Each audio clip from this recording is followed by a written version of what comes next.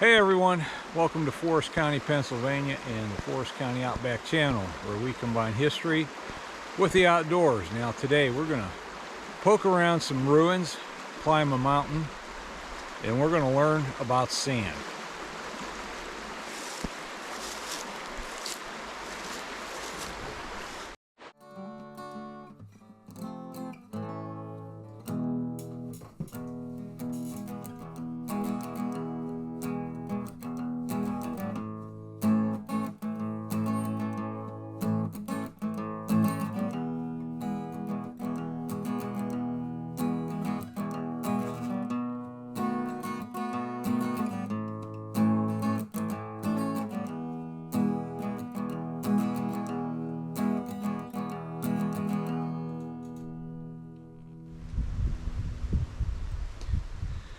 Northwestern Pennsylvania used to be a center for the manufacturing of glass, and to make glass you needed sand. Not just any sand, it had to have a high silica content. Now this was not just laying around waiting to be shoveled up, it had to be manufactured. You had to turn sandstone back into sand, and that's what happened here. This is Forest County Outback number 41, the Spring Creek Glass Sand Works. We're going to do this video in two parts, and as you look at this photo of the sandworks, that light colored path going up the hill is the gravity plane or incline plane. And in part one, we're going to hike up there to the stone quarry, discuss that, and then in part two, we'll talk about how the stone was processed at the works.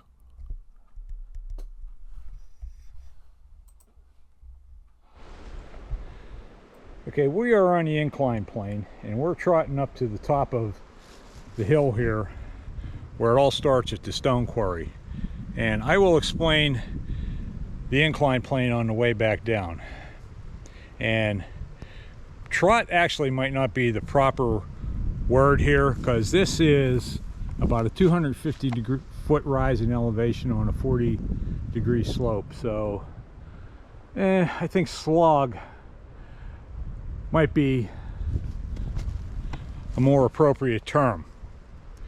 So either way, this hill ain't climbing itself, so let's get going. Okay, we have made it to the pit, and that's looking down the incline plane. And if you look at this photo from down below, you'll notice a couple things. One is that large rock, which is over here to our right, stands out. And the reason it stands out is there are no trees in this photo. So this was logged over before the sand company came here in 1914. And this pit is in two levels. This is the lower level, and we'll look around here a little bit later, but first we're going to go up there to the upper level and look at some of the goings on up there.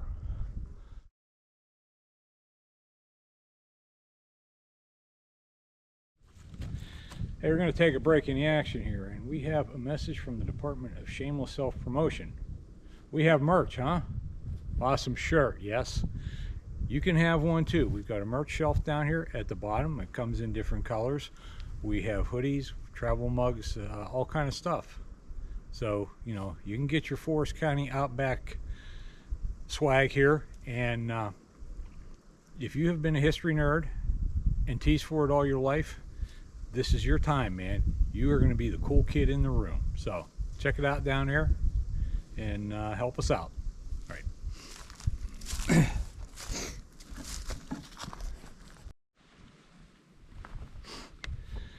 Now this sandworks was established in 1914 by a guy named Warren Hooker from Fredonia, New York. He was a New York State politician, and he had been in the judge in the New York State Judiciary.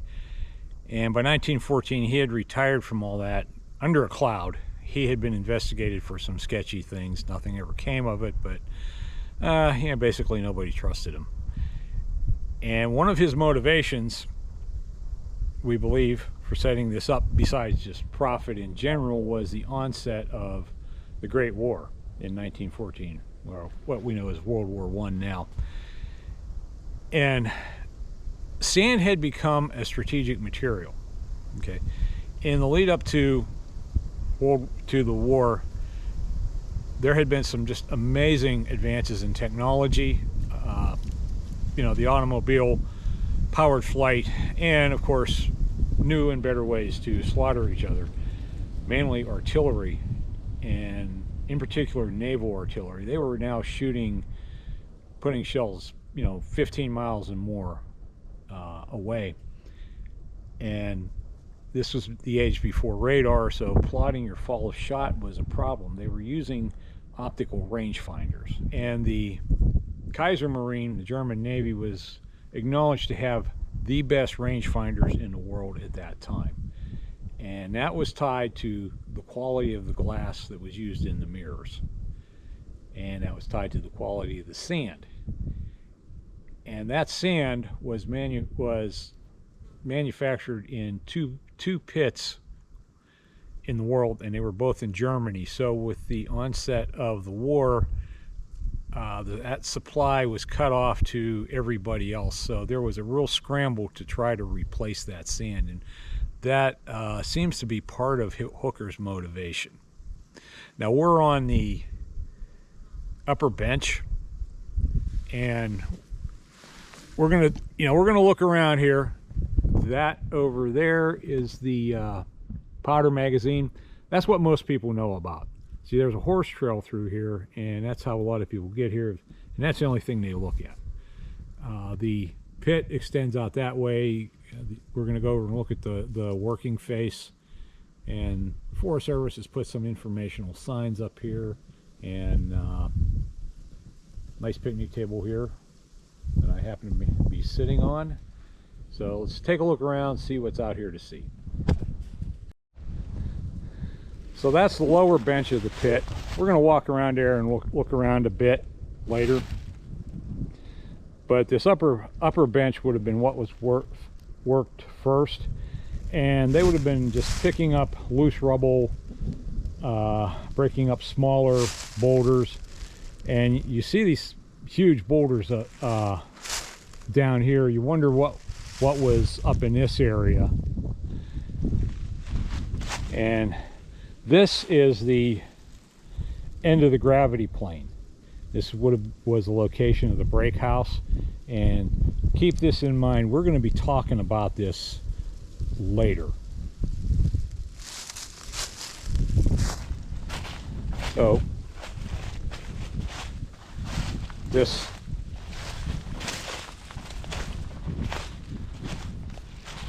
concrete pier over here, we're assuming has something to do with the gravity plane. Okay, there's the magazine. Now they use tram cars. They put rails through here and use small cars to haul the stone out of here.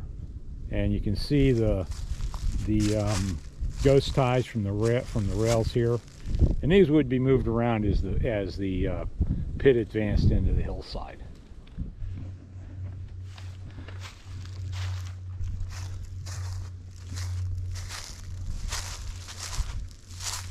So here's the working face, and we have to assume that they were running out of suitable rock here.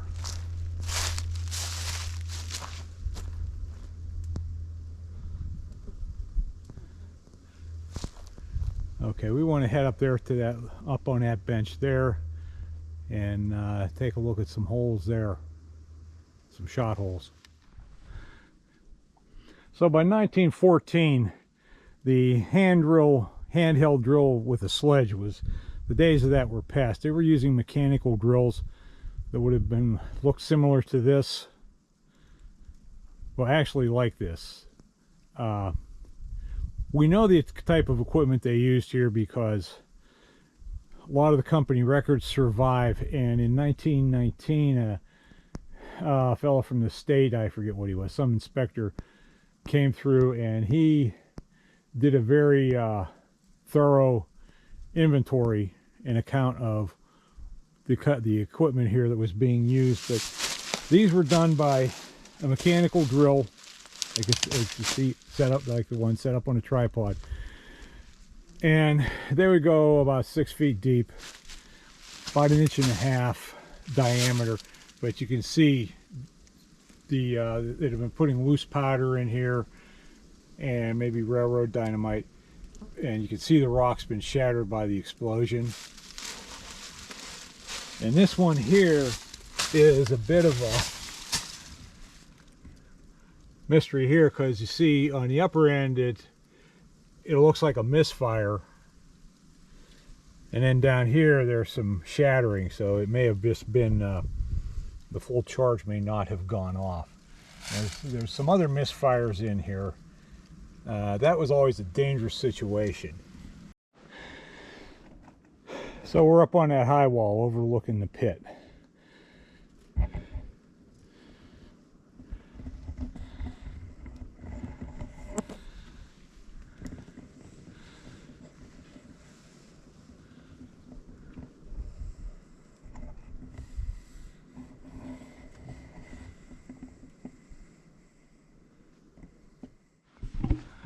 Now we're coming to the taller high wall, and these holes are about 30 feet deep, and they've been using a steam drill, something like this.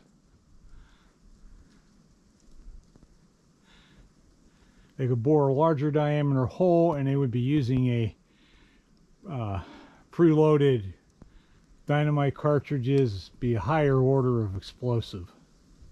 And their holes would be further apart, for one thing.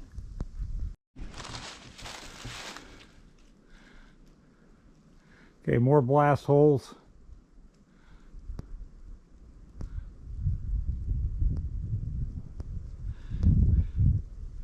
There was one of these somewhere out here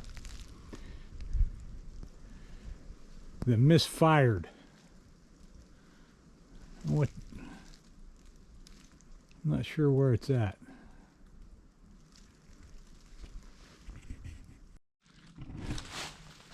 Okay, here's the blast hole that failed to detonate.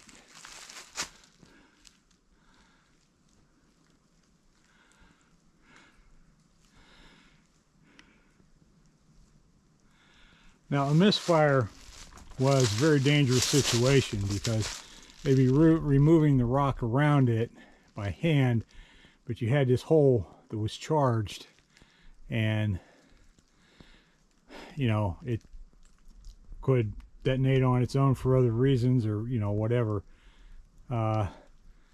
Apparently this pit here, I can find no record of any major accidents or fatalities here, so you know, they may not have had any, or if they did, they covered them up well. But yeah, apparently during the life of it, it seemed to have been, you know, pretty accident free.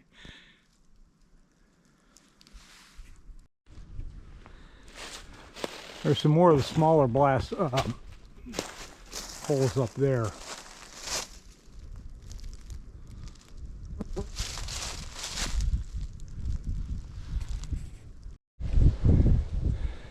And here we can see another tramway leading into the pit.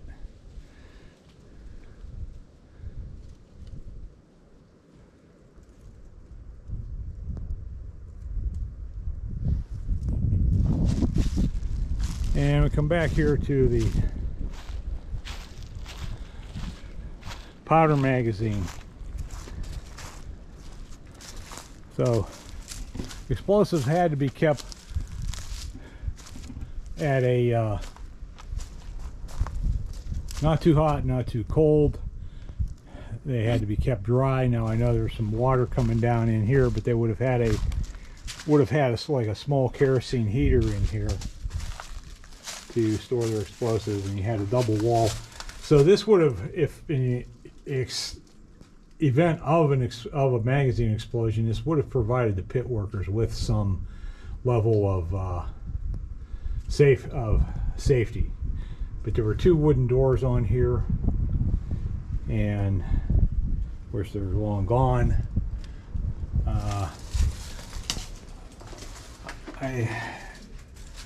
I guess you can kind of see here. I had brought a light with me, but yeah, it wasn't charged up. For some reason, my lights are never charged. But I did take some flash with the still camera in here. I hope there's nothing looking back at me.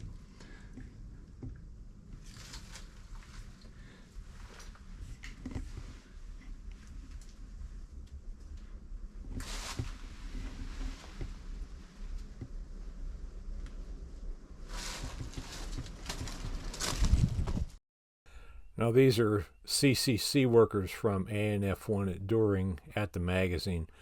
We don't think they ever used it for dynamite storage, but they did other work in the area, so they were probably using it for some type of storage. Okay, we're about to head down to that lower bench, and see over there's been quite a bit of spoil pushed over the edge. And here, around here, also at the site of the brake house. But you can see the tramways going out here to different pits. We're going to do a little bit of exploring there and then head on down the hill.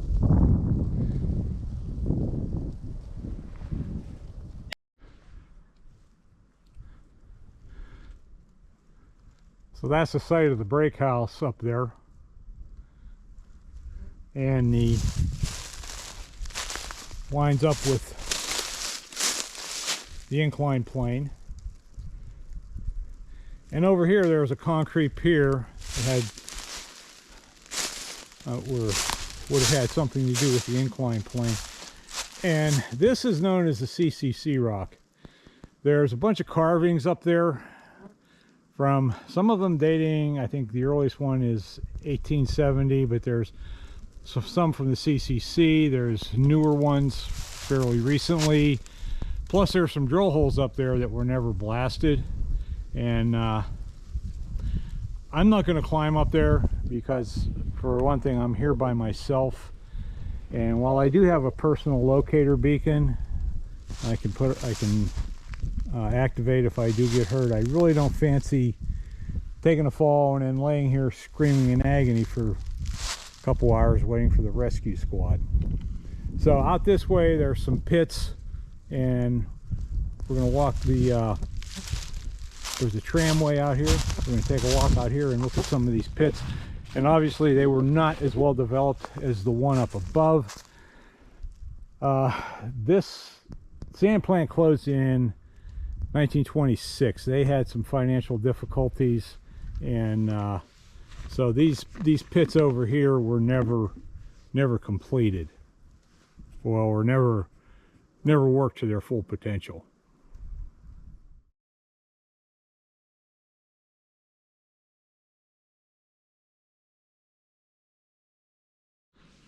So here's a tramway between those rocks. It looks like there's one going up that hill there too.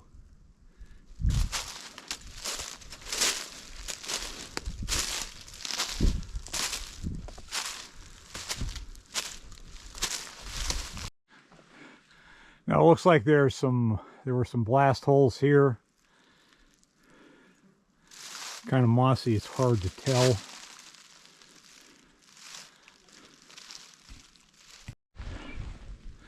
So as we're coming out here, see there's a spur that goes up into that pit. And there are blast holes. There's several in that stone.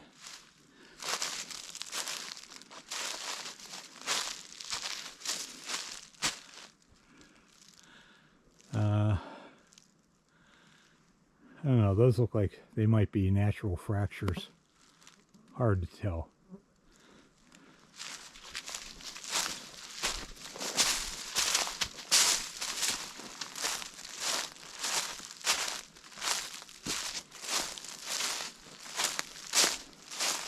Oh, this is a cool.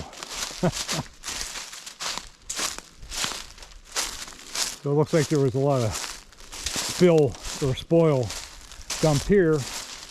Hey, check that rock out. That's neat.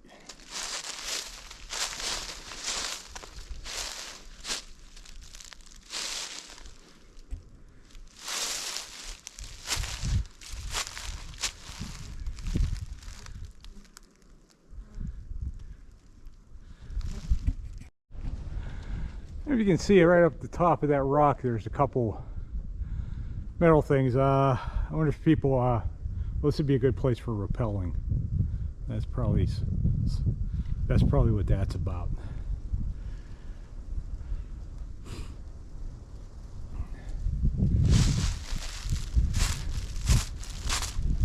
Yeah, this would be a good spot to practice your rock climbing.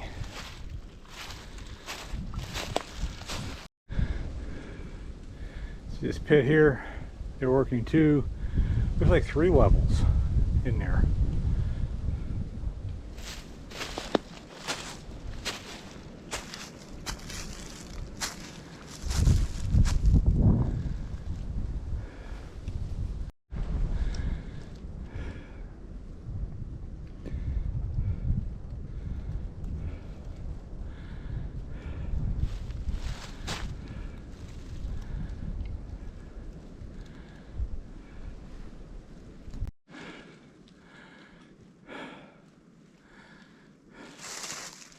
Now these ore carts would have been loaded by hand.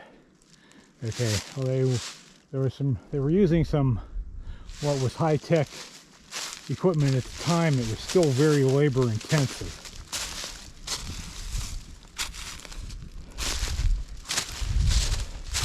So there's that one we looked at from below. I said they were working about 3 levels on that one.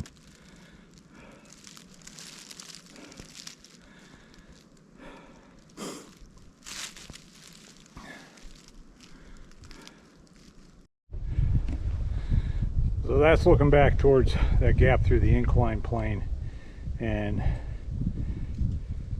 it's that little stone pile right there.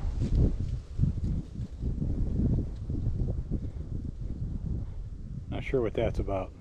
Or they were just picking rocks out of the out of the tramway. And then over here, so we passed this little spur coming up here, and they started working a pit back in here. Didn't get very far.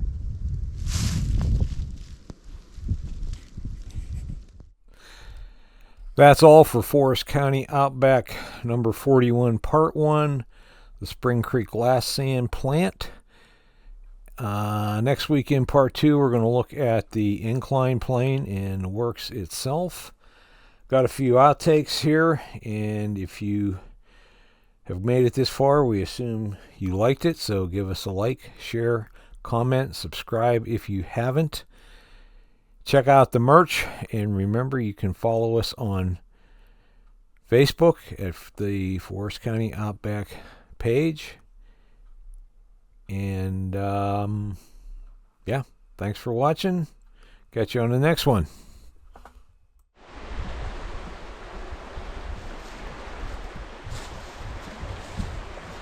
Hey all, welcome to Forest County Outback, and Forest County Outback channel, where we combine history with the outdoors. I said that wrong. Cut.